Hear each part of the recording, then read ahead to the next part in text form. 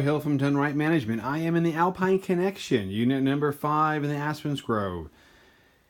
We're in the master bedroom, and the television remotes are right here for the television, CableOne, and DVD player.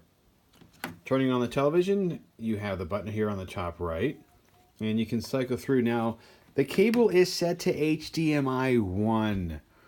Now, in order to change channels, you use the conventional buttons on the left here, channel, for changing. And that's fairly straightforward, easy to do. You end up having the volume control right here on the left-hand side. If you need to use the DVD player and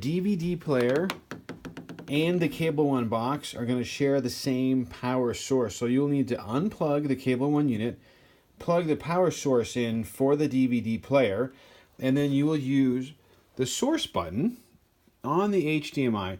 Now, the nice thing about this is that you have the different buttons here, the TV, the AV, HDMI, and that will allow you to go through and cycle through the source buttons. Now, if you also need to utilize the source, right down here on the input button, you can actually cycle through as well. And that'll actually allow you to go through the HDMIs and get you to the point where you can see the DVD player, which I believe is going to be this one right here, the Composite. Right now it's not active, so it's not going to work for us.